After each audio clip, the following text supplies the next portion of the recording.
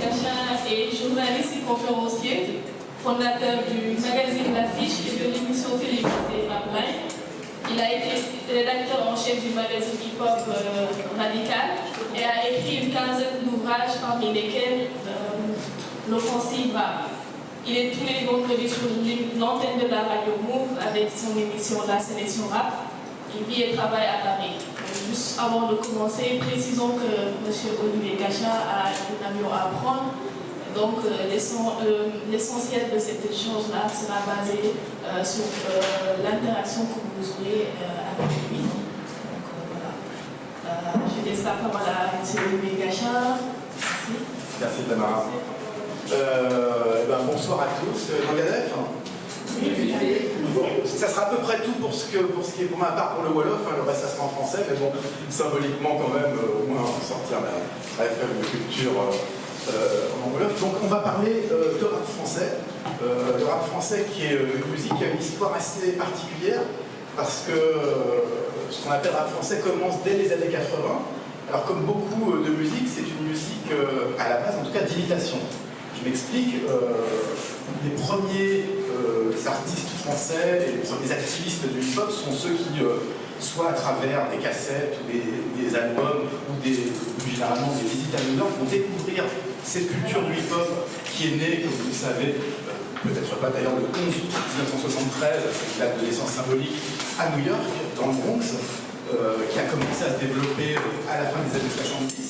Et donc les premiers Français qui découvrent et qui flashent sur cette culture vont en ramener les premiers attributs, c'est-à-dire dans un premier temps l'appréciation de la musique, et puis aussi tous les codes vestimentaires, hein, c'est l'époque des gros lacets sur les chaussures, des pantalons baggy, des blousons, tout un look, les casquettes bien sûr, et puis très vite ils vont avoir l'idée de faire comme les Américains, c'est-à-dire d'imiter ce style musical qui consiste à parler en rythme sur de la musique, et en racontant soit des histoires drôles ou légères, soit des thèmes un peu plus sociaux. Aux États-Unis, c'est une musique qui est née comme une musique de divertissement. C'est qu'après qu'elle a pris un axe social, sociétal ou politique. Donc les premiers rappeurs français, en fait, quand je dis que c'est une musique d'imitation, c'est que les premiers, ils vont essayer de rapper en anglais. Sauf qu'ils vont s'apercevoir que leur anglais est à peu près aussi bon que mon Wolof, c'est-à-dire qu'au bout de quelques rimes, genre « Ouais, je viens du Bronx, I come from the Bronx », alors qu'ils viennent pas du tout du Bronx, ils vont s'apercevoir que le seul moyen pour épouser cette culture, pour la faire leur, c'est justement de la traduire et de faire du rap, non pas américain, mais du rap à l'américaine, mais en français, avec la langue française. Alors ça peut sembler être un détail, sauf que ça va tout changer. D'abord parce que la France, c'est le pays du verbe, c'est le pays où on met en avant la littérature, l'écriture, la poésie, et très vite, le rap français va se distinguer en termes de thèmes, par une préférence pour justement les thèmes sociaux, pour la narration, pour raconter des histoires et pour protester. Là où aux États-Unis, encore une fois, comme je vous l'ai expliqué, ça a commencé comme une musique de distraction, pour oublier un peu la vie très dure des Noirs américains du ghetto, en France, ça va très vite être une musique de protestation, une musique de témoignage. L'autre différence aussi, et celle-là, elle est sociologique, c'est qu'aux États-Unis, le rap, et ça n'est pas un débat, c'est une réalité, c'est une musique noire. Les Noirs américains en ont fait quelque chose qui représente leur culture, donc c'est ce qu'on appelle une musique noire, black music, ce qui n'empêche pas évidemment que des Blancs, des Chinois, ou n'importe quelle nationalité d'ailleurs, puissent s'en emparer. Vous connaissez, je pense, Eminem, qui est le plus fameux rappeur et qui se trouve être blanc, mais c'est une culture noire. En France, ça ne se passe pas du tout pareil parce que d'abord la structure de la société n'est pas la même. Il y a des Noirs en France, il y a aussi des Arabes, des Portoricains, toutes sortes de nationalités et de couleurs, mais le point commun de cette culture hip-hop qui va se développer en France dans les années 80, c'est de devenir des cités. Les cités, c'est-à-dire, contrairement aux États-Unis, généralement ce sont les banlieues qui sont riches et les centres-villes qui sont plus pauvres et plus démunis. En France, c'est les cités périphériques autour des grandes villes qui sont les endroits où on va entasser des gens qui sont venus pour la première génération comme des immigrés pour travailler dans des travaux généralement assez durs. Et puis, au moment où le rap arrive, c'est deuxième, troisième génération, donc les enfants de ces gens qui sont venus travailler en France, et donc qui, contrairement aux Noirs américains, n'ont pas été importés comme des esclaves, mais dont les parents sont des travailleurs qui ont construit la plupart de la France d'aujourd'hui. Et il se trouve que ces banlieusards, donc ces gens cités, ont des nationalités très diverses. Et c'est pour ça que la première génération de ce rap français qui va vraiment émerger en 1990, j'entends en termes de force musicale sur disque et en concert, ce sont tous des Français bien sûr, mais d'origine antillaise, comorienne, maghrébine, sénégalaise, camerounaise, ivoirienne. Chaque groupe va en fait représenter, sans que ça soit spécialement une volonté d'éclectisme, mais simplement parce que c'est comme ça que se présentent d'abord en France, comme des groupes multicolores.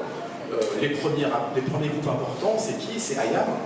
Ayam, dont le chanteur est d'origine sicilienne, l'autre chanteur d'origine malgache, et puis avec un backer, Freeman, qui quittera un groupe après, qui est algérien. Même chose pour NTM. NTM, c'est un DJ français blanc et deux rappeurs qui sont l'un antillais, l'autre d'origine portugaise, Joe Star et Michel. Et donc cette première génération de rappeurs va avoir comme point commun, je vous l'ai dit, de faire des textes. Mais quand je dis faire des textes, je veux dire vraiment émettre un avis et très vite se faire d'une certaine façon le haut-parleur de ces banlieues. Parce que le gros problème qu'on a en France quand on est un immigré, enfin un fils d'immigré plus exactement, c'est qu'à l'époque où le rap arrive, il n'y a pratiquement pas de représentation télévisuelle, radiophonique, cinématographique de ce que sont ces jeunes-là. C'est-à-dire qu'en gros, si on regarde les médias, c'est comme s'ils n'existaient pas. C'est pour ça que ça a été très important dans les années 80, quand la première émission sur cette culture hip-hop qui s'appelait HIP a été présentée par Sydney, qui était noir. C'était la première fois, c'était 82-83, c'était la première fois qu'on voyait un noir à la télévision présenter une émission. Et il se trouve que c'est une émission qui était sur le hip-hop. Alors c'est d'autant plus étonnant qu'il faut savoir que c'est la première émission au monde qui est arrivée. C'était avant même que les États-Unis fassent du MTV Rap. Donc c'est pas un hasard si on a appelé, et si on continue à appeler la France le deuxième pays du rap, parce que c'est là où cette culture a trouvé le plus de ferveur, le plus de passion. Parce qu'à l'époque, il faut bien préciser une chose, c'est que cette culture hip-hop, ce rap français, il n'est pas du tout bienvenu. Il n'arrive pas comme un truc. Alors bien évidemment, ça va intéresser ceux qui le font et leur entourage, dans un premier temps, donc les jeunes de banlieue, mais on va très vite s'apercevoir que les médias, dans leur immense majorité, dédaignent cette musique au mieux, ou plus exactement la méprisent. La première réponse médiatique que trouvent les rappeurs français dans leur balbutiement, c'est ça ne marchera jamais, c'est pas une musique française, vous imitez les Américains, c'est nul, c'est une mode, de toute façon ça va passer. Et en fait, culturellement, pendant des années, le hip-hop français va se battre avec cette idée que ça ne peut pas exister. La première vague d'amateurs de rap, avant même que ça soit une musique qui trouve sa version française, à l'époque des années 80 de HIP dont je vous parlais, qui était plutôt basée sur la danse, quand l'émission s'arrête au bout de 2 saisons, tout le monde, dans les grands médias, dans le grand public, pousse un ouf de soulagement, ça y est, c'est terminé. Et tous ceux qui se sont intéressés à cette culture qui est la danse, parce que c'est le premier vecteur d'intérêt de la culture hip-hop en France, ça a été la danse, danse au sol, danse debout, breakdance, toutes ces danses très acrobatiques et très spectaculaires, se retrouvent face à la gens qui disent mais c'est fini. Et ils vont devoir prouver, quand ils vont devenir pour la plupart de ces danseurs des rappeurs qui vont former des groupes, que ce qu'ils font non seulement a le droit d'exister, mais a une signification.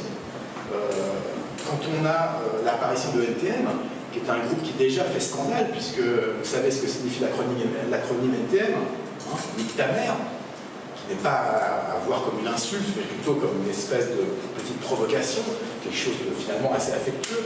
Il faut voir qu'aux États-Unis, il y avait le NWA, les Niggers with Attitude, cette réappropriation du mot nègre, qui est quand même l'insulte suprême, qui est devenue depuis un terme d'affection, d'amitié entre noirs. Si un blanc américain dit nègre, là, ça prend une autre dimension. Mais en France, quand on dit nique ta mère, alors tout de suite les médias sont là, genre, oui, qu'est-ce que c'est barbare, c'est sauvage, parce que l'image du rap est très très mauvaise. Parce qu'on ne parle pas seulement de musique, on parle aussi de perception sociale. On parle de gens qui sont jeunes, basanés, qui habitent en banlieue, et qui sont donc considérés comme un danger. J'exagère à peine en disant ça. Ce sont des gens qui, dans leur vie quotidienne, s'aperçoivent qu'ils ne sont pas les bienvenus à tous les niveaux. Pour trouver un appartement, pour avoir un rendez-vous de travail, généralement, quand vous envoyez un CV, si votre adresse c'est la Courneuve, ou une autre banlieue du 9-3 ou du 9-4, si votre nom c'est Mohamed, Mamadou, ou un nom qui indique votre appartenance d'immigrés ou de descendants d'immigrés, tout de suite ça se passe mal. L'appartement n'est plus libre, le travail est déjà pris. Donc et puis je ne parle même pas évidemment de la vision policière de ces jeunes de cité qui passent leur journée à se faire contrôler par des policiers qui la plupart du temps les connaissent, hein, mais qui vont le faire exprès pour les pousser à bout et pour éventuellement, si jamais le type a le malheur de dire vas-y tu me fais chier, tu m'as déjà contrôlé 4 fois par jour, à outrager agents et les embarquer. Donc tout ce vécu assez difficile, toute cette ostracisme qu'ils ressentent, eh ben, ça va être ça, une des choses qui va ressortir des textes, des premiers textes de cette première génération de rap. Alors, il n'y a pas que ça.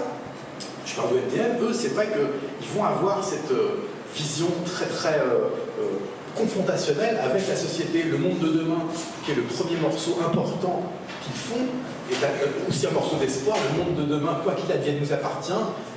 La jeunesse est dans nos mains. Alors écoute ce refrain, c'est une façon de dire que voilà, nous sommes jeunes, et puis nous avons quelque chose à dire. Et ce quelque chose à dire va avoir du mal à passer auprès des grands médias. IAM, qui est un groupe très important aussi des débuts du rap, montre autre chose, c'est que le rap français n'est pas seulement, comme ça a été le cas au tout début, une musique parisienne, de la banlieue parisienne, parce qu'au début, évidemment, parce qu'il n'y a pas beaucoup de diffusion du rap américain, parce que c'est encore quelque chose pour l'initier, c'est principalement dans les banlieues de Paris que vont se former les premiers crews, les premiers groupes.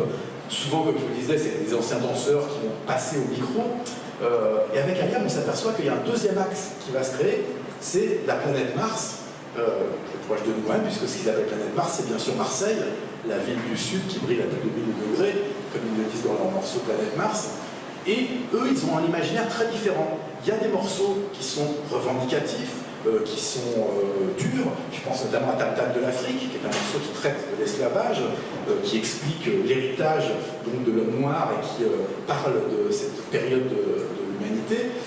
Il y a aussi des thèmes qui sont beaucoup plus imagés, puisque un de leurs délires, c'est de parler de l'Égypte. C'est des fans d'égyptologie, donc ils vont scratcher le disque de son et lumière de Karnak. Ils vont parler ils vont se nommer avec des noms de pharaons. Hein, l'architecte alphabétique, comme il s'appelle, c'est Imhotep. Le rappeur, le DJ, c'est Keops. Le rappeur, c'est Akhenaton. L'autre étant Shuriken. Donc il y a très vite des univers assez divers, mais le point commun, c'est de dire, voilà, on a des choses à dire. C'est un rap qui est principalement un rap avec un message. Et ça, c'est quelque chose d'assez différent des États-Unis, parce que, bien sûr, il y a du rap à message aux États-Unis, il y a aussi du rap politique. Je pense à Public Enemy, qui est apparu à la fin des années 80, mais c'est quelque chose qui va être plus court et moins important. Aux États-Unis, le rap est plus vécu comme une musique. Avant tout, en France, on va vraiment s'attacher au texte. Un groupe comme Assassin, par exemple, qui va être le premier à proposer une musicalité, une originalité sonore, va faire des morceaux comme Je ne serai pas esclave d'une société, l'homicide volontaire, des morceaux qui ne traquent pas dans le sens du poil. Et, encore une fois, malgré toute cette créativité, malgré toutes ces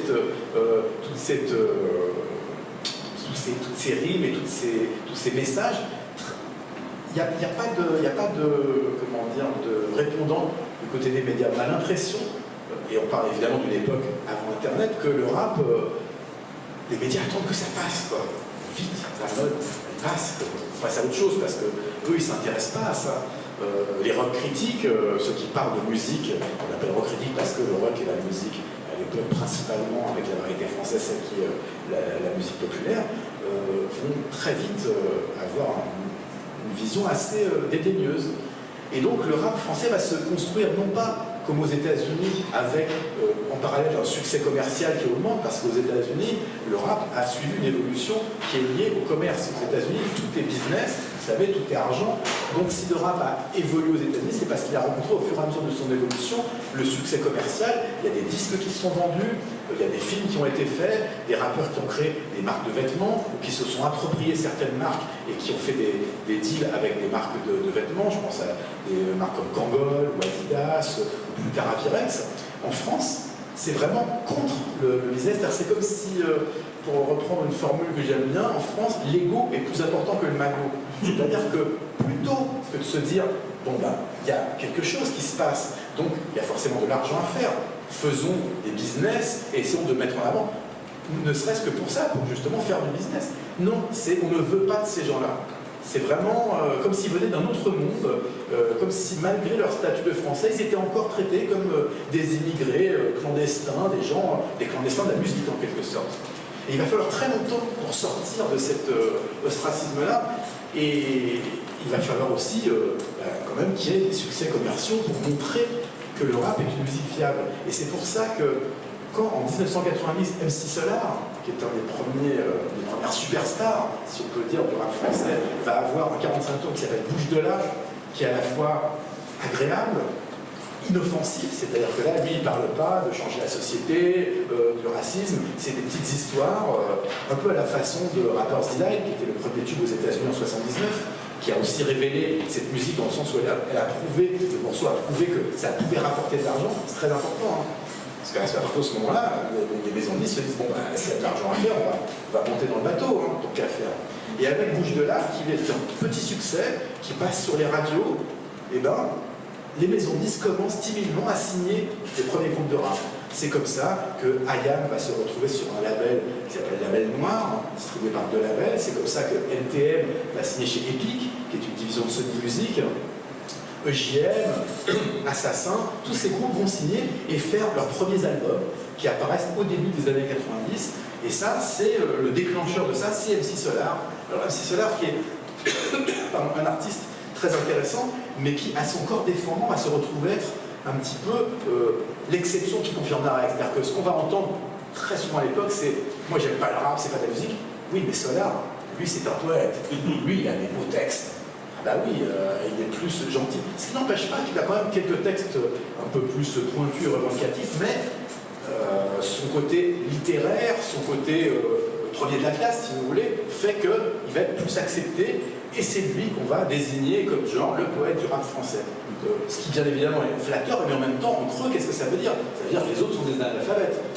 Parce que c'est comme ça la vision du rap, ces gens-là ne connaissent rien, alors que on aurait pu voir, ce qui aurait quand même été une bonne idée, que justement, c'est quand même étonnant que tous ces gens qui, pour la plupart, sont en échec scolaire, sont sûrement pas les premiers de la classe, sont dans des lycées qui sont les moins cotés et qui, pour la plupart, ont arrêté leurs études, à travers cette passion pour cette musique, pour cette culture, parce qu'il n'y a pas que la musique, hein, il y a tout ce qu'on appelle culture hip-hop, c'est-à-dire la danse, le graffiti, la musique à travers le DJing, la parole, avec la prise de parole avec le micro, se trouvent à lire des livres, à s'intéresser à leur culture, à leurs origines, vont découvrir des choses qu'ils ne savaient pas, qu'on ne leur avait pas appris à l'école, et vont avoir finalement apporter plus de connaissances et de savoir que certains autres de leurs amis qui ont peut-être été plus loin dans les études, mais qui ne se sont pas intéressés à la culture comme eux l'ont fait.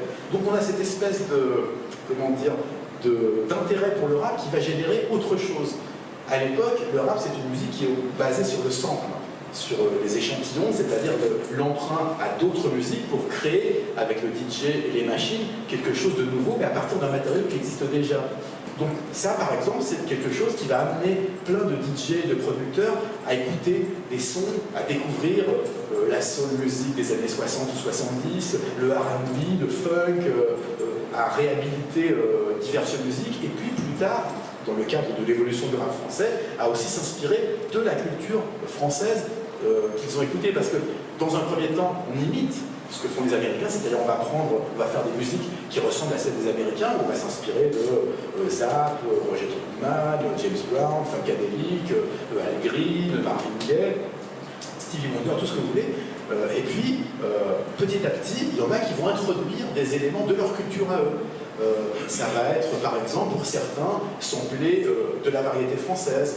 Booba, par exemple, qui, sur son album West Side, fait le morceau Pitbull, prend Mistral Gagnant, qui est un morceau de Renaud, parce que la culture, quand on a grandi en cité, et ben avec ses parents, avec sa famille, on écoutait rarement que James Brown, Marvin Gaye, c'était aussi Georges Brassens, Jacques Brel, Renaud. Donc lui, il va se servir de Mistral Gagnant pour faire Pitbull, qui est un de ses, à mon sens, un de ses plus beaux morceaux.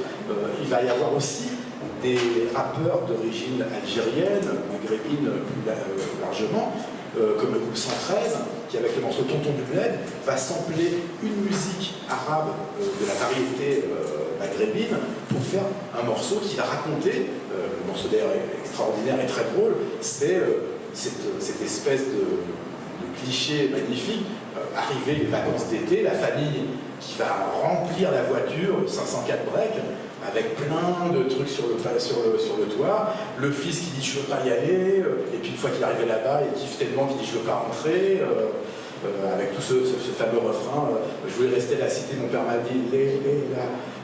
Bon, si c'est comme ça, en bout de 2 semaines, je rentre à Paris, là, je voudrais finir mes jours là-bas, avec un rythme inspiré donc, avec de la Garnica. Donc le rap français va trouver son identité musicale à travers justement cette exploration de plein de choses qui sont de leur quotidien. Parce que le rap, il faut bien préciser une chose, c'est que c'est une musique de pauvres.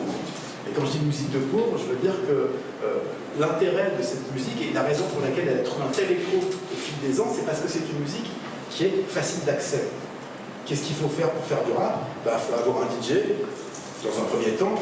Par la suite, il va falloir avoir des machines, des échantillonneurs, des sampleurs, mais un DJ qui connaît un petit peu la musique, qui va mixer quelques sons, et puis avoir quelque chose à dire, prendre le micro. Il n'y a pas besoin de savoir chanter, il n'y a pas besoin de faire des cours de solfège, il n'y a pas besoin d'avoir des instruments de musique, de faire des répétitions dans des locaux très très sophistiqués. Si on a simplement quelque chose à dire, et un pote qui a une petite collection de disques, c'est bon, c'est parti. Ça ne veut pas dire que ce que vous faites va être forcément génial tout de suite, mais au moins l'accès est immédiat. Et puis on apprend sur le tas. La plupart des rappeurs, quand ils ont commencé, n'avaient aucune connaissance de musique, de ce qu'était un studio. Ils l'ont découvert au fil du temps. NTL, quand ils ont fait leur premier album, ils sont arrivés en studio, ils disaient là, waouh, t'as vu les micros, le truc.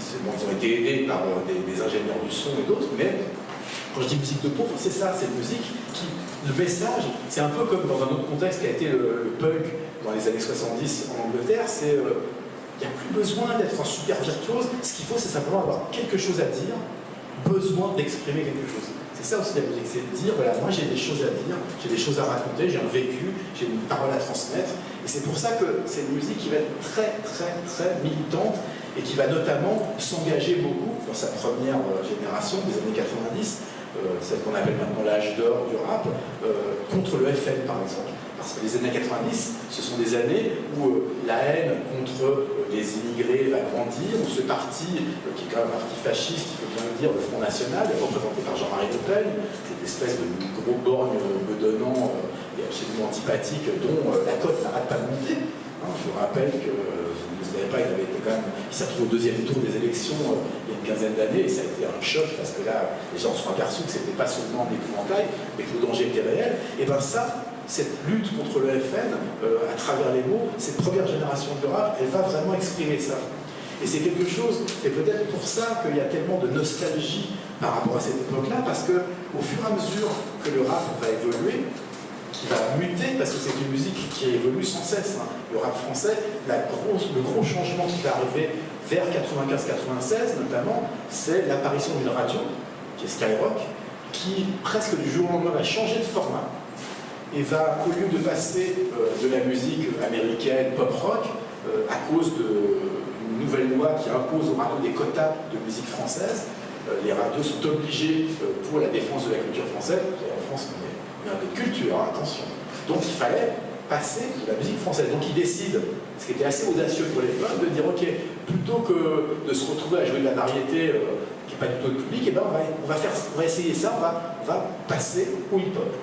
Et là, presque du jour au lendemain, le grand public français, pas seulement les femmes, les gens des banlieues parisiennes ou un peu de Marseille, mais dans la France entière, parce que c'est une radio nationale, vont être soumis à cette musique, vont découvrir des groupes comme Ministère Amer, des collectifs comme le Secteur A, qui regroupe le Ministère Amer, Stony Bugsy, Passy, les Nègres Marrons, les groupes marseillais, c'est-à-dire Ayam, en solo Akhenaton, qui fait partie du groupe Ayam, la Funky Family, Doc Gineco aussi, qui va être un des premiers disques de diamant du rap, qui va avoir 1 million d'albums. Et donc, soudain, ce plafond de verre qui empêchait le rap de se développer, puisque comme je vous l'ai dit, les médias étaient très rétifs. Hein. En gros, on appelait les rappeurs quand il y avait une banlieue qui brûlait, pour leur dire alors, vous en pensez quoi? Et d'ailleurs, est-ce que vous redonnez l'argent aux banlieues? Enfin, ils étaient comptables de l'endroit d'où ils venaient, ce qui est quand même un peu étrange, parce qu'on n'a jamais demandé à Michel Sardou s'il rendait de l'argent aux gens du 16e arrondissement, mais bon, c'est comme ça. Et donc, à partir de la transformation de Skyrock, soudain, on va avoir une espèce d'accélération. Et là, le rap va commencer à connaître ses premiers disques d'or, ses disques de platine même. Donc il va y avoir vraiment une accélération. Et puis au fur et à mesure que cette musique évolue, elle va se perfectionner. C'est-à-dire qu'elle va devenir plus sophistiquée. On va passer, parce que c'est une musique aussi qui évolue avec la technique, avec la technologie. Quand les sampleurs se développent, quand les moyens de faire de la musique deviennent plus accessibles à tous, et ben, il va y avoir de plus en plus de groupes. Et c'est là où certains vont commencer à avoir de la nostalgie, c'est que toute cette première génération, pourquoi elle était dans le rap? Parce que c'était sa passion. Quand je vous dis que c'était vécu quasiment comme une religion, c'est vraiment pas exagéré. C'est des gens qui vivaient l'hip-hop, qui mangeaient l'hip-hop, pour qui le hip-hop était quelque chose qui était extrêmement important. Et puis, quand il commence, et c'est logique, c'est la malédiction du succès, si on peut dire, quand il commence à y avoir de l'argent qui rentre, et donc on va avoir des artistes, des groupes, des unités de production qui vont dire, ah bah s'il y a de l'argent, on va s'y mettre aussi. Moi j'ai entendu une fois un rappeur qui me disait, c'est dingue, une fois je rencontre, je ne citerai pas de nom, mais un mec qui rappait, je dis, mais c'était le fils de ma concierge.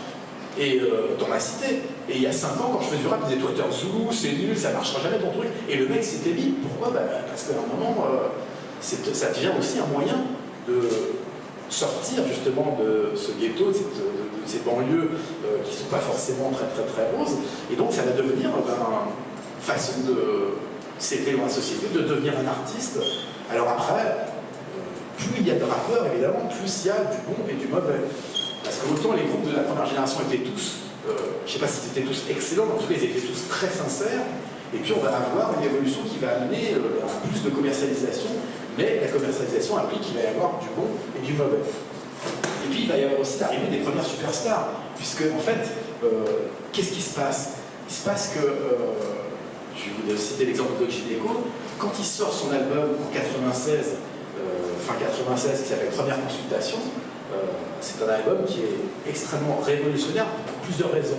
D'abord parce que c'est le premier disque qui va un petit peu sortir du dogme un micro, deux platines. Parce que quand je vous dis que c'est comme une religion, ça veut dire que c'est dogmatique. La plupart des rappeurs français, ils veulent surtout pas chanter. Si on commence à chanter sur le refrain, alors là c'est chétan total. Il faut qu'il y ait une musique qui soit avec des scratchs, il faut que ça soit dur, il faut que ça dise des choses. Et Gineco, lui, il arrive avec son côté un petit peu... on a l'impression qu'il a fait des 15 pétards avant de passer au micro. Il chante Classez-moi dans la variette. Il joue avec des musiciens. L'album a été enregistré à Los Angeles, avec des musiciens extrêmement doués. Donc il est très musical, très mélodique. Certains vont le regarder d'un œil un petit peu genre suspect, du style t'es sûr, classez-moi dans la variette, est-ce que c'est encore du rap? Ben, en fait, c'est là où je dis que c'est un précurseur, parce que cette appétence pour la mélodie, ce goût pour justement le refrain, pour quelque chose qui finalement, parce que c'est pas un secret, hein, dès qu'on peut chanter ou chantonner dans la rue de chanson, ben, forcément c'est plus excitant quand c'est juste un 16 mesures balancé sur un tempo furieux. Donc il va y avoir de plus en plus de musicalité dans le rap, il va y avoir aussi de plus en plus de compétition. Ah oui, parce que forcément, parce que évidemment, le rap est une musique où l'ego joue un rôle très important. Moi je suis le meilleur, et toi t'es une merde, toi t'es nul, moi mon rap il va te détruire. L'autre en face pense pareil, je vous rassure. Donc, une des choses qui va se développer et qui va trouver son l'apothéose, si on peut dire, avec la triste histoire entre Bouba et Rof, ou Bouba et Lafouine, ou Bouba et Caris, enfin le combat contre le monde entier, bien détruire, rien à foutre des autres, très talentueux, qui a commencé avec un groupe qui s'appelle Lunatic, qui était extrêmement sombre, et puis qui en solo va se révéler être la première vraiment idole, si on peut dire, de la nouvelle génération du rap, celle des années 2000. Il va y avoir un changement vers un côté plus racailleux, plus sombre, plus rude. Et puis, les Clash, ça va être aussi une façon d'exprimer cette vitalité, cette énergie, parce que c'est une musique, les gens qui la font viennent d'un milieu, comme je l'ai dit, pauvre. Donc il n'y a pas de tendresse dans le ghetto, c'est pas genre les bisounours, tout le monde est sympa, c'est pas MC Solar uniquement, c'est des fois une violence le plus souvent, heureusement, s'exprime par les mots, avec le micro, mais on l'a vu avec justement les embrouilles entre Bayreuth notamment, que ça pouvait parfois revenir sur le terrain du physique. Parce que le rap est une façon de, comment dire, magnifier, de métaphoriser la violence physique en une violence verbale. C'est-à-dire qu'en gros, on crée des codes, c'est ce qu'avait défini avec le concept de la Zulu Nation Africa Bambata dans les années 70, Peace, Love, Unity avec Fun, et puis au lieu de se battre et de se tuer, on va faire des joutes verbales. Donc ce côté clash, c'est pas du tout une erreur en rap, c'est quelque chose qui est à la base de cette culture. Simplement, dès qu'on pose le micro, qu'on dit je vais te niquer ta mère, là, évidemment, on retourne dans une dimension qui n'est pas forcément souhaitée, mais ça arrive. Et puis, il va y avoir, au fur et à mesure de cette évolution, beaucoup de choses qui vont se passer et beaucoup de succès qui vont amener, malgré tout, à ce qu'aujourd'hui, en 2017, on puisse vraiment considérer que le rap, et je ne le dis pas du tout de façon péjorative, c'est la nouvelle variété. Alors qu'est-ce que ça veut dire la nouvelle variété? Ça veut dire tout simplement que c'est la musique la plus écoutée de ceux qui en consomment le plus, c'est-à-dire la jeunesse. Ça ne veut pas dire que ça a détruit la pop, que ça a annihilé le rock, qui existe toujours, simplement ce succès sans cesse augmenté au fil des ans, et qui est donc aussi d'autant plus spectaculaire que, comme je vous l'ai dit, il n'a pas été accompagné par un grand mouvement médiatique, il était plutôt retenu par les médias. Donc ça va évoluer jusqu'à ce que la musique change, et là quand je parle de changement, je ne veux pas parler de changement de style musical, mais de type de consommation. Jusqu'aux années 90, c'était le disque vinyle ou le CD. On calculait les ventes de disques. Avec la dématérialisation, avec dans un premier temps le téléchargement et puis dans un second temps le streaming, qui est maintenant, vous l'avez tous vu, la méthode principale pour consommer de la musique, on passe d'un système où on calcule des ventes à un système où on parle de consommation. Maintenant, les amateurs de rap sont des consommateurs. Donc, on va non plus calculer autant les ventes de disques, même s'il y a encore des disques qui existent et qui se vendent plus ou moins, de moins en moins en fait, on va calculer les streams, on va calculer les vues YouTube, et on va avoir une nouvelle génération, celle qui arrive dans les années 2010, qui va exister en s'affranchissant de ce qui était une obligation auparavant, c'est-à-dire une maison de disques. Avant, jusque dans les années 2010, si vous n'aviez pas une majeure, vous étiez un peu mal barré. Il y a des labels indépendants, il y en a qui ont eu des belles carrières. Lunatic a sorti son album sur un label qui s'appelle 45 Scientifiques, qui est un label indépendant, co-créé par Jean-Pierre Sec, qui travaille maintenant au Sénégal pour Universal Music. Je salue s'il m'entend.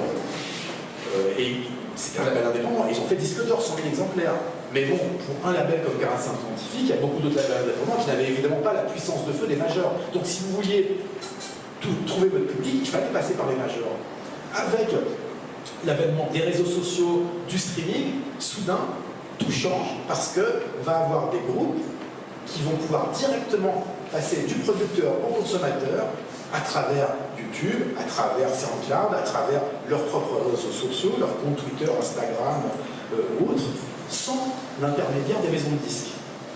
L'exemple évidemment le plus flagrant de cette métamorphose de la consommation musicale, c'est PNL, qui veut dire Peace and Love, c'est-à-dire la paix et la thune, puisque les lové, c'est l'argent, qui est un groupe qui vient de Corbeil-Essonnes, 91, c'est très loin de Paris.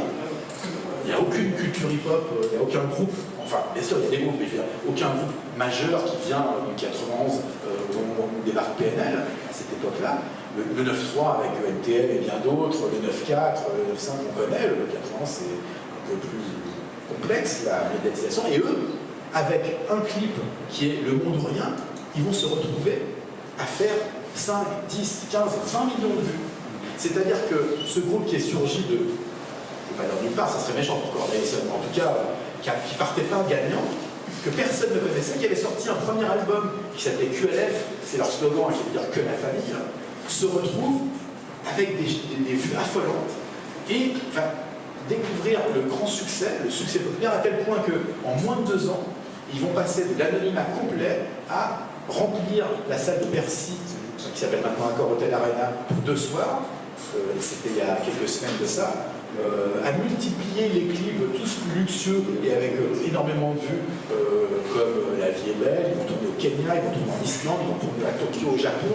Ils accordent beaucoup d'importance. Leur premier clip, dont je vous parlais, Le Monde ou Rien, a été tourné dans la cité près de Naples, la Scampia, qui est une cité extrêmement dure, où ils ont réussi à pénétrer et à tourner des images. Et un groupe comme PNL n'aurait pas pu exister 10 ou 15 ans auparavant.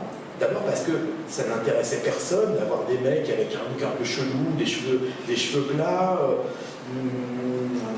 un style qui est très, très particulier, en fait, qui est très typique des banlieusards d'aujourd'hui, mais une musique extrêmement bizarre aussi, avec des boucles hypnotiques, un peu planantes, totalement en décalage avec tout ce qui se fait à côté. Une utilisation aussi très intensive de l'autotune, qui est un logiciel qui a pris une grosse importance dans le rap d'aujourd'hui, qui donne, vous savez, une espèce de voix un peu mécanique et qui permet d'harmoniser. Et donc, PNL va être avec d'autres, il y a aussi Jules, qui est un Marseillais, qui va connaître un énorme succès à travers les réseaux sociaux aussi. On va avoir une nouvelle génération de rappeurs qui a littéralement envahi les charts et les ondes. Pour donner un exemple, vous savez, maintenant on a ce qu'on appelle le top 20 cumulé. Alors cumulé, ça veut dire que c'est plus seulement des ventes de disques, comme je vous le disais, puisque les ventes de disques sont en chute libre. C'est un mélange de les ventes physiques, comme on dit maintenant, c'est-à-dire de CD, les téléchargements, pour ce qu'il en reste, mais ce téléchargement est aussi en baisse, et puis les streams, c'est-à-dire il y a un algorithme qui calcule à genre 100 000 streams, ça équivaut à 100 albums vendus, enfin je dis au hasard, je n'ai pas les chiffres exacts, enfin un équivalent pour arriver à retrouver la même quantification d'auparavant, c'est-à-dire le disque d'or, le double disque d'or, le disque de platine.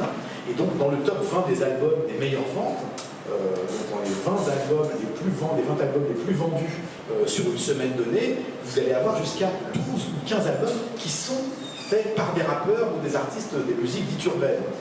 C'est-à-dire que vous voyez les ventes, vous les cumulez, le rap français numéro 1, vous regardez les salles de concert, Kerry James, Booba, Kévin Kana, des Jules aussi, ils remplissent des salles de 5, 10, 15, 20 000 personnes. On a aussi l'apparition de groupes qui représentent un côté plus accessible de ce rap français. Je pense à Section d'Assaut, le label Watibé, qui eux amènent autre chose. C'est des gens qui sont allés encore plus loin justement dans la musicalité, puisque tous leurs refrains sont chantés. Ce sont des rappeurs de talent qui savent kicker, mais qui ont des mélodies et qui ont un accès beaucoup plus facile pour le jeune public parce qu'ils ne disent pas de gros mots, ils sont faciles à retenir, ils ont des thèmes parfois légers, parfois un petit peu plus durs. De ce groupe, Section d'Assaut, vont émerger des artistes comme Black M ou comme Maître Gims, qui sont maintenant des superstars. Donc on est aujourd'hui en 2017 dans une situation où le rap français est toujours, à mon sens, et je ne suis pas le seul à le penser, sous-représenté en médias. Vous regardez les grosses chaînes télévisées, le rap français est très très peu présent. En radio, à part Skyrock, Move, et puis Génération, qui est une radio parisienne, très peu de rap sur les antennes des grandes radios. Mais c'est moins grave aujourd'hui parce que grâce à Internet, grâce aux réseaux sociaux, grâce à YouTube, grâce à toutes les applications diverses, on a maintenant des artistes qui se prennent en main eux-mêmes, qui font leur propre marketing, qui n'ont plus besoin d'avoir cet accès à la maison de disques pour toucher leur public, qui vont parler directement à leur fanbase. Un artiste comme Booba et ses followers sur Twitter, sur Insta, se comptent par millions. Donc dès qu'ils annoncent quelque chose, le message passe tout de suite.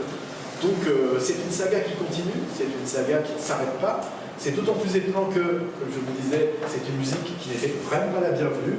Et aujourd'hui, le rap français est une musique qui s'est imposée.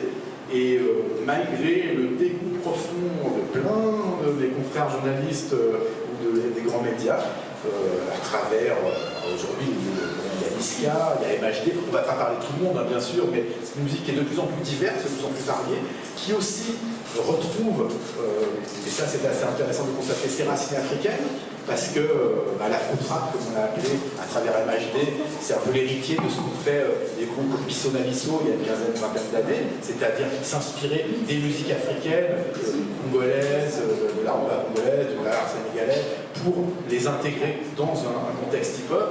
Donc on est sur une phase qui est toujours ascendante. Malgré ce qu'auraient espéré les gens dans les années 90, eh ben non, ça n'était pas une mode, puisque ça fait plus de 25 ans que ça dure, et je pense que c'est parti pour durer. Merci.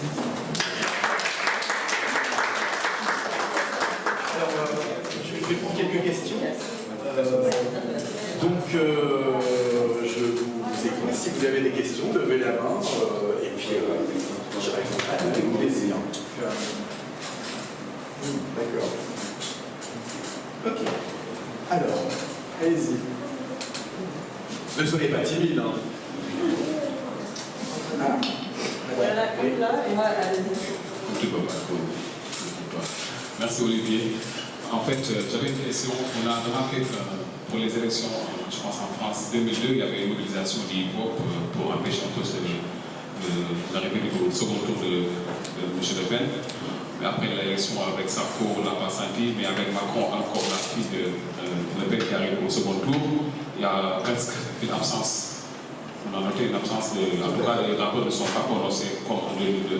Est-ce que vous pensez que c'est un tournant pour le rap français, d'autant plus qu'on sait qu'il y a tellement de procès entre le hip-hop français et les politiques, à part des personnalités politiques comme François Barouin, Benoît Hamon, Bernard Tapie, eux qui disent qu'ils aiment le rap et qui connaissent, qui sont sincères, mais le reste, c'est que des procès. Amé contre Sarkozy, vous pensez qu'il y a un tournant à partir de 2017? Alors, c'est vrai, c'est tout à fait vrai. Quand je disais que le rap français est devenu musical, c'est aussi qu'il est devenu moins militant. Je pense qu'il y a une évolution qui est un peu parallèle à celle qu'il y a eu aux États-Unis, c'est-à-dire que, en fait, les rappeurs français maintenant ne se sentent pas. D'abord, il y a un divorce entre les jeunes et la politique qui est assez flagrant. Les jeunes n'ont plus confiance dans les hommes politiques. On a vu en plus à plusieurs exemples près que c'était jamais une bonne idée pour un artiste, quel qu'il soit d'ailleurs, de s'engager avec un homme politique. Diams l'avait regretté quand elle avait plus ou moins dit qu'elle soutenait ses communes royales. Doc Gineco, quand elle a eu son livre de Sarkozy, alors là je ne m'en parle même pas, c'était très très chaud pour lui, il a mis 5 ans à s'en remettre. Donc, et puis je crois qu'il y a aussi le fait que maintenant les artistes rap veulent être considérés justement comme des artistes. C'est-à-dire que pour eux, maintenant, ce qui est important, c'est la musique. Moi, j'ai entendu beaucoup de gens me dire bah non, le militantisme, bon, c'est bien, les aînés l'ont fait, mais nous, maintenant, tout ce qu'on fait, c'est de la musique. Donc, on ne veut pas être obligé d'avoir cette étiquette. Vous êtes rappeur de banlieue, donc vous allez dire fuck Le Pen. Alors, il y a quand même de temps en temps des artistes, je pense à Nekfeu, qui avait des noms assez forts, mais c'est plus, on va plus se retrouver sur des causes, comme par exemple les Rohingyas. Il y a beaucoup de rappeurs qui ont parlé, mais justement de ces gens qui ont été déplacés, qui sont victimes d'un génocide. Il y a des rappeurs comme Medine, Nekfeu ou d'autres, mais c'est vrai qu'en politique, il n'y a plus ce côté militant qu'il y avait dans les années 90, et c'est d'ailleurs une des raisons, quand je vous parlais de la nostalgie des années 90, c'est qu'il y a plein de gens qui ont aimé le rap pour ce côté militant, qui ne se retrouvent plus aujourd'hui dans un rap qui est beaucoup plus divertissant, qui est plus mélodique, qui est plus musical, mais qui est effectivement beaucoup moins, même plus du tout pour certains, avec ce côté militant qu'avaient les Assassins, même des groupes comme ça s'appelle de la rue ou d'autres. Donc c'est vrai que ça a beaucoup changé, et ça fait partie de l'évolution. Ça n'empêche pas qu'il y a quand même encore des groupes, je pense à la Runner, des artistes comme Kazek, qui vont avoir ce côté militant, mais la majeure partie des artistes sont dans une autre logique aujourd'hui. Merci pour la présentation. Vous avez dit à la fin de votre présentation que c'était parti pour durer, le fait qu'il y ait de plus en plus de musique rap dans le marché musical français. Ce qui est inquiétant, je trouve, parce que vous disiez qu'à la base c'était pour revendiquer les choses. Donc s'il y a plus de revendications, il y a plus. Enfin, c'est une société qui va de plus en plus mal. Et je pense que c'est ce qui se passe actuellement en France. Et la deuxième chose, c'est oui, en effet, c'est beaucoup plus divertissant. Et ce qui est inquiétant, c'est qu'on voit dans les clips, dans les paroles, beaucoup plus d'insultes, beaucoup plus de clips où on voit de l'argent, des filles nues. Et je trouve qu'on va beaucoup plus dans la direction du rap américain qui montre beaucoup plus ces choses-là. Et je voulais avoir votre sentiment par rapport à ça. Alors, ce que vous évoquez, bien sûr, ça existe, mais c'est quand même, je pense pas, on ne peut pas dire que ça représente l'intégralité, ni même la majorité de ce qu'est le rap français. C'est une musique qui s'est tellement élargie qu'on a maintenant, si vous voulez, le terme rap français est devenu tellement large qu'on ne peut plus, comme c'était le cas il y a 15-20 ans, le réduire à un style. C'est-à-dire qu'effectivement, il y a 20 ans, le rap français, c'était un rap qui était militant, un rap de cité. Aujourd'hui, on a des artistes très très divers. Quelqu'un comme Medine, par exemple, qui est un artiste assez récent, qui est là depuis moins de 10 ans, il a des textes qui sont extrêmement forts, qui poussent à la réflexion. On a des artistes comme Orelsan, qui ne sont même pas des bons beaux-arts, qui lui est carrément un provincial, qui amène un autre aspect. Et on a effectivement, alors je pense à des artistes comme Caris, c'est vrai que je ne suis pas une femme, mais en écoutant un morceau comme Chouin, je ne sais pas si effectivement, en tant que femme, on est forcé d'apprécier, c'est pas forcément évident. Mais je crois que d'abord, il y a beaucoup de distance, il y a un côté un petit peu... Je pense que la plupart du public ne prend pas forcément au premier degré. Alors je comprends qu'on puisse être effectivement choqué par certains, le côté, ce que vous appelez comme l'américanisme, avec le côté, effectivement, les nanas un peu légèrement vêtues et tout, mais... par exemple, quelqu'un comme Damso, qui est un nouvel artiste, qui est d'origine belge, il est assez habile parce qu'il a des paroles qui sont assez dures par rapport aux femmes, mais si on analyse les textes, il y a aussi... les textes sont assez fins, c'est-à-dire que c'est quelqu'un qui sait écrire, donc il va jouer avec une certaine ambiguïté. C'est-à-dire que si on écoute au problème de blanc, on peut se dire mais il parle trop mal des femmes, il les traite mal, mais il y a aussi autre chose qui fait que c'est un petit peu plus profond que ça. Maintenant, je crois que ce qu'il faut voir, c'est que de toutes les façons, il est impossible, qu'on soit un homme ou une femme, quelques minutes qu'on vienne, d'apprécier toute la gamme de ce qu'on appelle le rap français. Par contre, ce qui est à peu près sûr, c'est que quand on a envie d'écouter du rap français, on va trouver quelque chose qui peut satisfaire. Si on a envie d'écouter du rap politique ou conscient, il y a des groupes pour ça. C'est peut-être pas ceux qui sont sur le devant de la scène, ça on peut le regretter, mais ils existent. Mais il est évident que de toute façon, ceux qui sont les plus populaires, au sens où se vendent, ça va être ceux qui vont aller vers peut-être vers, pas forcément dans la facilité, mais en tout cas vers quelque chose de plus, qui va plaire au plus grand nombre. Donc c'est sûr qu'on sait que dans un monde où pour vendre une voiture, on va être une femme en slip, dans le rap, on va aussi retrouver ce même genre d'exemple. Mais il faut voir aussi que le rap se conforme à une forme de réalité sociale qui est celle-là. C'est-à-dire qu'on sait qu'il y a des recettes, des styles qui vont plaire plus que d'autres. Et il y a beaucoup de rappeurs, Damso en un exemple, qui a dit, par exemple, moi au début, je faisais des textes conscients, ça intéressait personne, et à partir du moment où j'ai commencé à faire des trucs un petit peu plus sur le gorge, léger, et voilà, j'ai trouvé un public. Donc les rappeurs sont des pragmatiques, hein. Ce qu'ils veulent pour la plupart, c'est faire de la musique, vivre de leur musique, et certains vont faire le choix d'aller vers plus de facilité. Après, il faut aussi donner, reconnaître que un rappeur peut évoluer. On a vu des rappeurs qui avaient des thèmes légers qui se sont un petit peu durcis, parfois dans l'autre sens, mais bon, je crois que c'est un milieu qui est très large et même si effectivement il y a certains types de rap que a priori vous n'appréciez pas, il y en a aussi d'autres qui sont, c'est normal, hein, je veux dire, attends, j'écoute pas tout non plus, et ça m'est même, moi aussi, hein, pourtant j'ai la peau dure, mais des fois j'écoute des textes, je me dis, wow, il va un peu loin, ça m'arrive aussi. Peut-être un plus haut niveau que vous, mais c'est vrai qu'il y a des fois où je me dis non, ça c'est pas possible.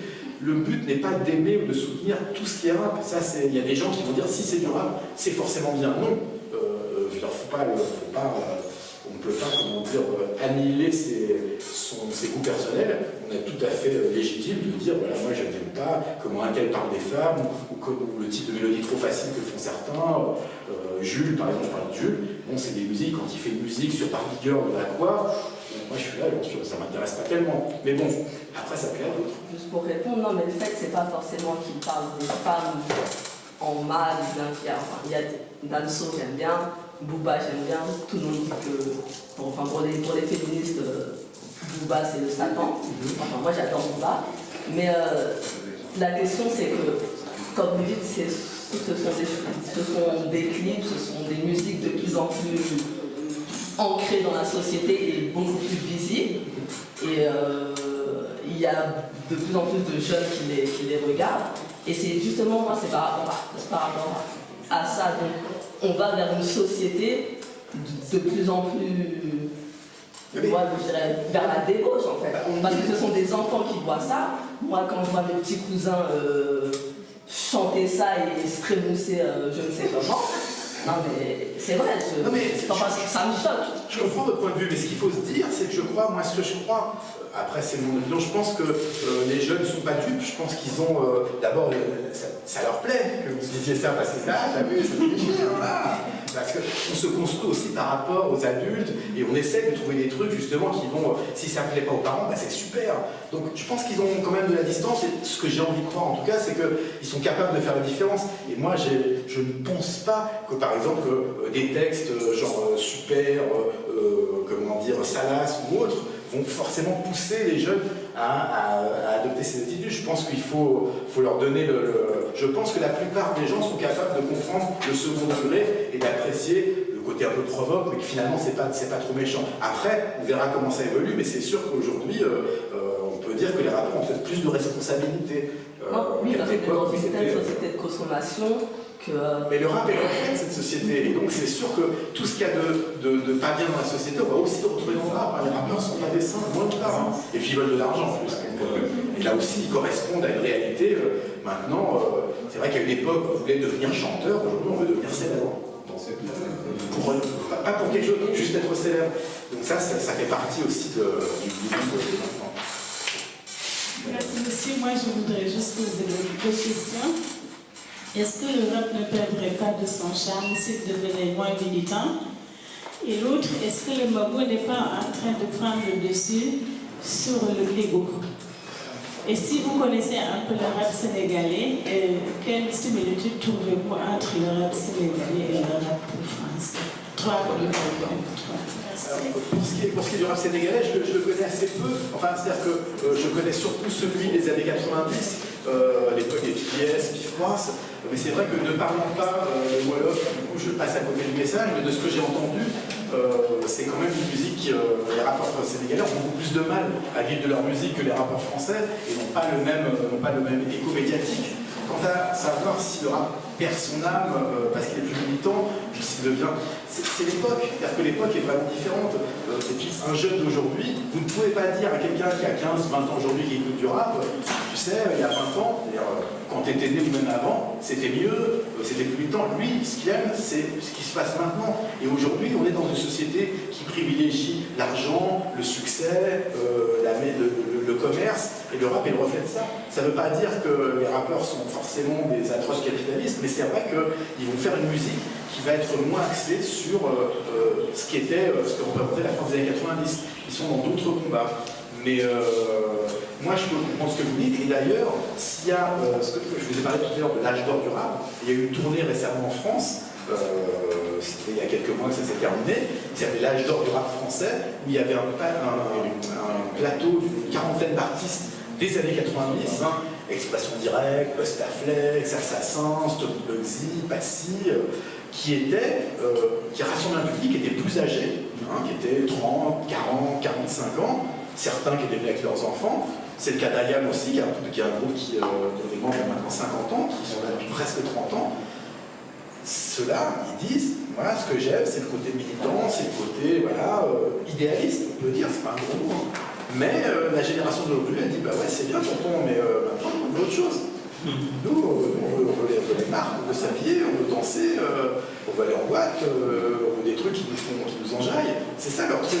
Alors après, je dis pas qu'ils ont raison ou tort. Je dis juste qu'à un moment, la génération d'aujourd'hui, elle est comme ça. Elle va évoluer. Peut-être qu'elle trouvera une conscience politique d'une façon ou d'une autre. Mais c'est vrai qu'à l'heure actuelle, ce que veulent les jeunes, c'est kiffer, c'est pas réfléchir sur des thèmes politiques, c'est pas lire Charlotte Diop ou Malcolm X, comme c'était le cas il y a 20 ans. Ils veulent autre chose. C'est pas forcément qu'ils sont plus bêtes ou moins, mais ils sont dans une autre logique. C'est des enfants de leur époque. Comme nous, il y a longtemps, on était des enfants de notre époque et on vivait une autre réalité. Donc il faut juste admettre qu'il y a cette autre réalité, et puis après, je veux dire, ça ne veut pas dire qu'ils sont fermés d'autres choses, mais c'est vrai qu'ils sont pas du tout dans la même logique que ceux qui ont découvert. Puis aussi, il y a aussi autre chose, c'est que quand tous ces groupes militants existaient, ils ont inventé le rap français. un gamin de 20 ans, il a toujours connu le rap français, donc il ne peut pas le voir de la même façon. Pour lui, c'est un truc, il y a toujours du rap français, donc il va le comprendre de façon différente. En gros, qu'est-ce qu'il faut dire? Un peu sur un cut. Voilà, un fan de Booba. Et je vais même, ma question va plus s'orienter sur ce côté-là. J'aimerais faire une comparaison en fait avec voilà, ce rap français qui a influencé plusieurs continents, plusieurs pays, comme l'Afrique. Mais je trouve qu'elle a eu quand même une grosse influence sur le rap belge qui émerge énormément en ce moment. Moi par exemple, des projets que j'ai eu à écouter cette année, comme celui de Damso ou Damza, c'est des projets qui m'ont donné de si grosses claques que maintenant j'ai même du mal à écouter, par exemple, le dernier album de Booba. Je l'ai écouté tout à l'heure, mais voilà, je me retrouve même plus dedans. Donc ma question, ce serait, voilà, peut-être j'aurais pas dû porter sa marque aujourd'hui, mais voilà, il faudrait savoir votre avis un peu sur ce rap belge qui constitue quelque part un nouveau souffle pour ce rap français ou plus une menace. Et ma deuxième question aussi, par rapport au rap africain, est-ce que ce rap belge ne peut pas constituer un exemple pour le rap africain pour demain s'internationaliser, même si maintenant on voit plus, ou depuis le début, on voit plus des rappeurs qui utilisent leur langue, donc c'est plus compliqué de s'internationaliser.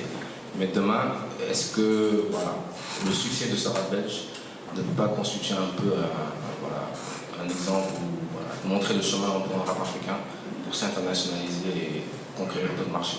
Alors je suis surpris que tu ne cites pas le plus gros des artistes belges, Stromae. Stromae, c'est celui, enfin, Benjo Mandel, mais disons que, alors il y a un truc, nous en France on est un peu bizarre, c'est que quand un artiste belge cartonne, il est français.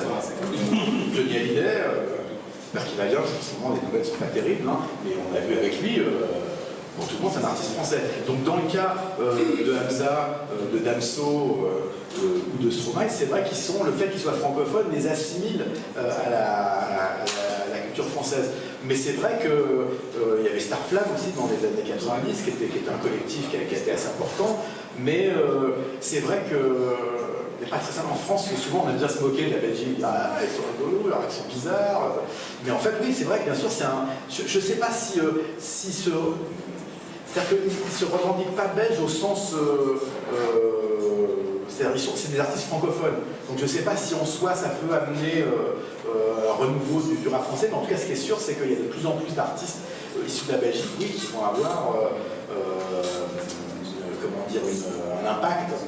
Donc pour ce qui est du rap africain, je ne sais pas si ça peut être une influence aussi, mais en tout cas ce qui est sûr, c'est que comme je le disais, les rythmiques africaines, c'est quelque chose qui maintenant devient vraiment partie intégrante du rap français. Et ce qui est intéressant, c'est aussi que ça a commencé à toucher les États-Unis.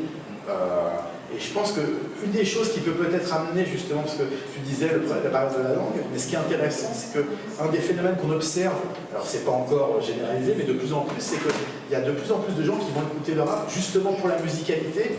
Et on a quelques exemples de gens qui vont écouter du rap sans forcément comprendre les paroles, mais qui vont l'apprécier à cause de la musicalité. Alors, je vais pas aller jusqu'à dire que le rap français va cartonner aux États-Unis parce qu'ils vont aimer la vibe sans comprendre des paroles, mais disons que maintenant, c'est par exemple, j'ai entendu beaucoup de rappeurs français dire le nouveau truc, c'est le rap italien.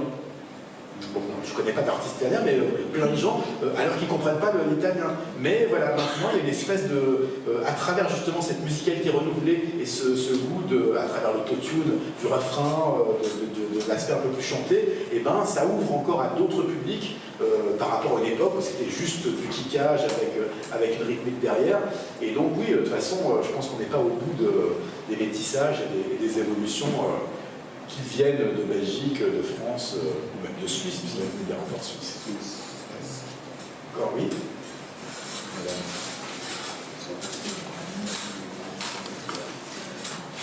Bonsoir. J'ai un peu tout raté, du coup, je m'excuse si ça a déjà été discuté ou pas, mais la question que je me pose, en fait, c'est depuis que le rap français a émergé en France, est-ce qu'il y a une évolution de la relation entre le rap et la République française? Est-ce qu'il y a eu des moments où le rap a été un peu moins diabolisé? Est-ce qu'il y a des périodes où au contraire ça a été particulièrement critiqué ou diabolisé comme le champ musical. Voilà, c'est juste la question que je me pose, c'est des évolutions. Ah bah, pour ce qui est du rapport du rap français avec l'État français, que l'État français suce mon tuyau, la France dans plus de 100 huiles, vous avez plein de punchlines comme ça, genre un peu. Bon, pour ce qui est de l'État français, comme le disait monsieur tout à l'heure, il y a eu quand même beaucoup de procès effectivement, parce que le rap était une musique justement, il est peut-être moins aujourd'hui, une musique qui se posait justement en confrontation avec l'État, avec en tout cas le côté répressif à travers l'État policier. Donc il y a eu un procès avec La Rumeur notamment, Nicolas Sarkozy, il y a eu Ministère amer avec le morceau Sacrifice de poulet, il y a eu Sniper avec La France, il y a eu Suprême NTM avec le morceau Police qui a été attaqué parce qu'il avait, à cause des propos qui avaient accompagné le morceau lors d'un concert à la Seine-sur-Mer.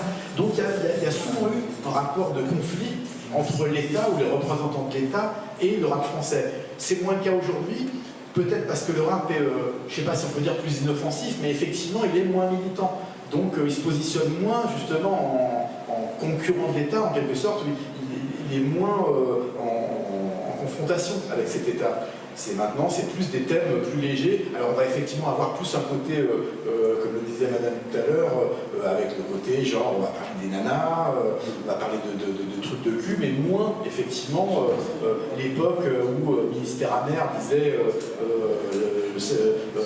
sacrifions le poulet. On a moins de morceaux comme ça, et donc moins de conflits a priori avec l'État aujourd'hui. Est-ce que du coup, il y aurait une tendance peut-être à diaboliser le rap français plus quand les thématiques qui sont abordées sont plus légères, actuelles, ou est-ce que le rap français aurait tendance à diaboliser un peu plus lorsqu'il est militant et politisé?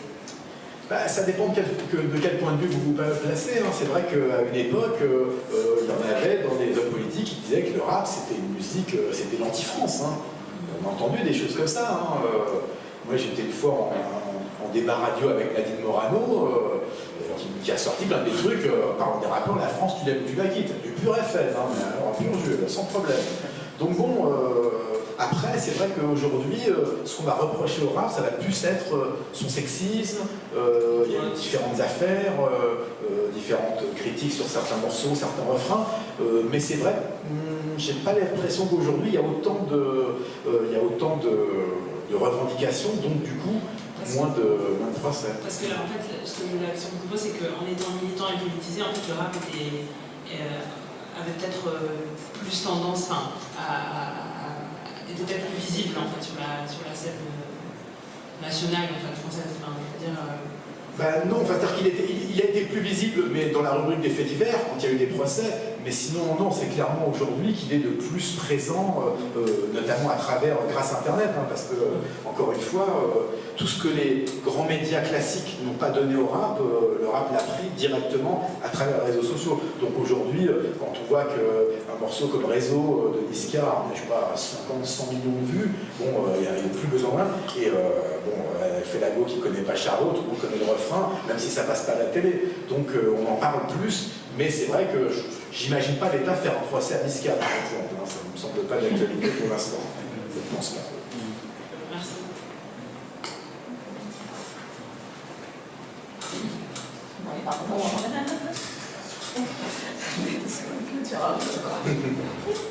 Ce sera la dernière question, parce que l'idée doit aller prendre son temps. S'il y a une autre question. Il n'y en a pas. Donc, Karen a parlé d'anti-France et de la relation entre la République française et le rap français. Alors, justement, vous avez parlé plutôt dans votre présentation du fait qu'il y ait plus de rappeurs qui revendiquent dans leurs textes aussi leur appartenance à l'Afrique. Donc, ma question, c'est que il n'y a plus, dans les textes, il n'y a plus forcément d'anti-France, mais il y a un rapprochement avec l'Afrique.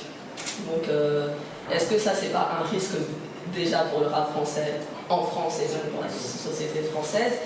Et puis, moi, je me reconnais dans ces... dans ces jeunes que vous représentez, qui sortent de cité, je viens de Bagneux, que vous devez connaître, Sultan est sorti de Bagneux, etc. Ce sont des jeunes avec le morceau 4 étoiles avec Rof qui revendiquent leur appartenance au calvaire, etc. Donc je trouve qu'il y a de plus en plus de rappeurs qui revendiquent cette appartenance. Qu'est-ce que vous en pensez? Est-ce que c'est un risque pour... c'est un risque pour la France, quoi? Je ne pense pas que ça soit un risque, je pense que malheureusement c'est aussi le résultat de, de ce dédain qu'ils ressentent par rapport à leurs conditions de la part de l'État français. Donc c'est vrai que si on n'a pas l'impression d'être bienvenu quelque part, on va se dire, ayant une double nationalité ou une autre origine, on va la mettre en avant. En même temps, je pense que c'est bien. Alors, après, on ne va pas rentrer en débat est-ce que c'est du communautarisme, mais je pense que cette revendication-là, elle est aussi liée au fait que c'est des gens qui ne se sentent pas forcément les bienvenus. Mais je crois qu'au-delà de la revendication d'une appartenance, c'est plus encore ce qui est important, c'est par rapport aux rythmiques et aux musiques. C'est-à-dire que, et là, c'est quelque chose que je trouve très sain, parce que quand on est d'origine congolaise et qu'on se dit, mais pourquoi je vais aller me prendre la tête à essayer d'imiter les Américains, alors que moi, j'ai des milliers de sons de guitare incroyables, de rythmes dingues, je veux dire, dans lesquels on peut piocher, puisque le rap est une musique de synthèse quand même, je ne vous l'apprendrai pas, c'est une musique qui est capable justement d'incorporer aussi bien le rock que le bluesy, que la soul, et de le mettre dans un contexte particulier. Donc je crois que, non, pour moi c'est une richesse de plus, je pense qu'il ne faut pas... Alors après, si ça devenait genre, je ne suis pas français, je ne me reconnais que dans mon pays d'origine, ça serait un peu différent, mais je ne crois pas que c'est ça, je crois que c'est vraiment une espèce de cette double appartenance-là, quand ça s'exprime à travers la musique et à travers les rythmes et les sons, je trouve que c'est bien, et de fait, ça apporte une fraîcheur au rap français, et c'est d'ailleurs étonnant de voir que cette africanité nouvelle du rap, on la voit aussi aux États-Unis. Moi j'ai été très surpris de voir c'était il y a 2 ans je crois, il y a une pièce, une comédie musicale sur Fela, et que parmi les producteurs de cette comédie musicale, qui utilisaient beaucoup l'afrobeat, il y avait Jay-Z.